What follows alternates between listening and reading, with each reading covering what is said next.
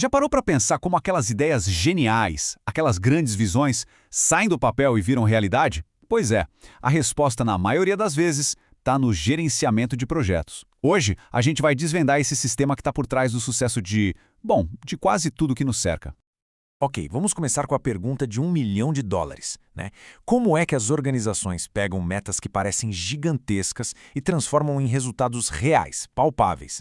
A chave para isso é um sistema bem estruturado e muito poderoso, o gerenciamento de projetos. E aqui está o pulo do gato. Projetos não são tarefas soltas, feitas ao acaso, de jeito nenhum. Eles são, na verdade, os veículos que uma empresa usa para executar sua estratégia. São a ponte entre o plano e a realidade. No topo de tudo, a gente tem o que se chama de portfólio. Imagina que é tipo a carteira de investimentos de uma empresa.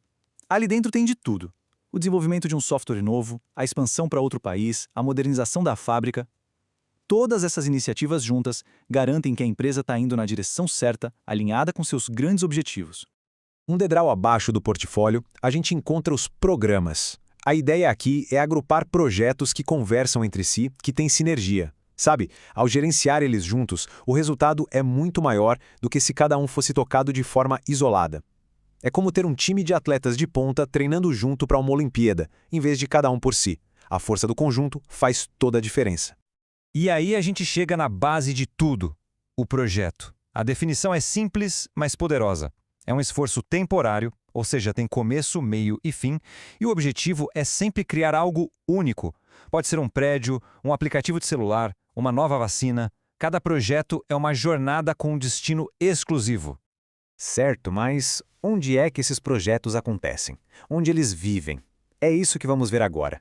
Porque, olha, o sucesso de um projeto não depende só de um bom plano. O ambiente, a estrutura da empresa onde ele nasce, tem um peso gigantesco. É fundamental sacar que a própria estrutura da empresa pode ser a maior aliada ou a maior vilã de um projeto. É essa estrutura que vai dizer qual é o nível de poder, de autonomia que o gerente de projetos vai ter para fazer o trabalho acontecer. E aqui a gente vê os dois extremos desse espectro. De um lado, numa organização funcional, aquela mais tradicional, o gerente de projetos tem pouquíssima autoridade. A equipe fica dividida entre as tarefas do seu departamento e as do projeto.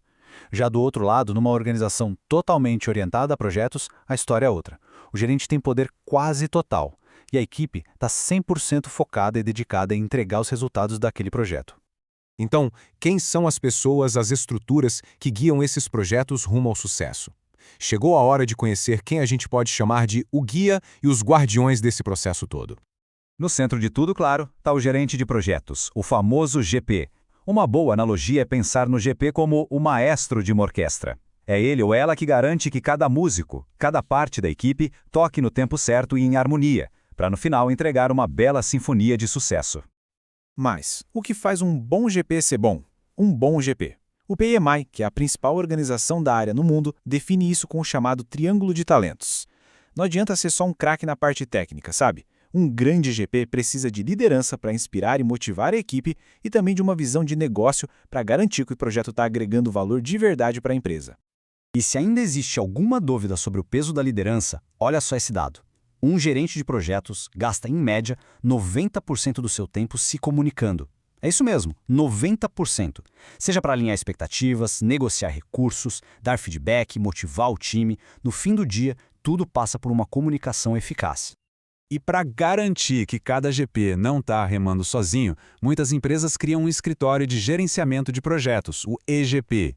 Pense no EGP como a torre de controle de um aeroporto. É uma central de excelência que padroniza os processos e garante que todos os projetos, ou seja, todos os aviões, estejam voando na mesma direção e de forma segura. E claro, nem todo EGP é igual. Ele pode ser de suporte, atuando mais como um consultor, oferecendo ferramentas e as melhores práticas. Pode ser de controle, que aí já fiscaliza, garantindo que todo mundo siga as regras do jogo. Ou pode ser diretivo, que é quando o próprio EGP bota a mão na massa e gerencia os projetos mais estratégicos da empresa. O nível de controle varia muito. Ok, com tanta coisa para gerenciar, como é que os profissionais sabem o que fazer, qual caminho seguir? Bom, para isso, existe uma espécie de guia padrão da profissão. Esse guia é o famoso Guia PMBOK. E aqui é super importante entender o seguinte: ele não é um livro de receitas com regras rígidas que precisam ser seguidas à risca. Pense nele mais como uma biblioteca gigante, que reúne um conhecimento vasto sobre o assunto, juntando tanto as práticas tradicionais, que já funcionam há anos, quanto as mais inovadoras.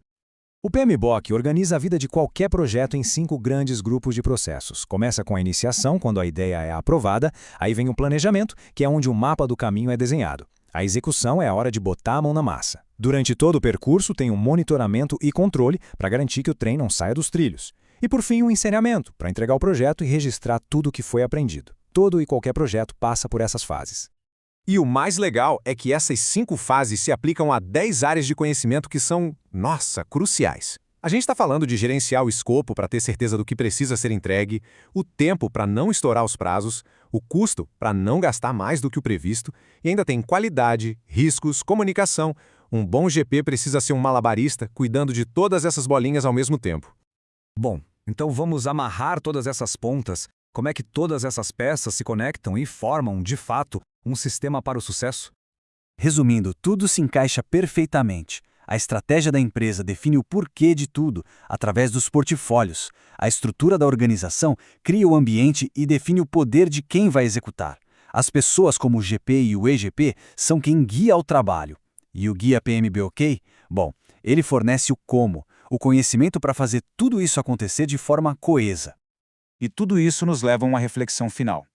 Quando a gente olha ao redor, desde o prédio em construção na esquina até o aplicativo novo no celular, tudo é ou foi um projeto. A questão que fica no ar é: qual será o próximo grande projeto que está por aí, só esperando para ser gerenciado e, quem sabe, mudar o mundo?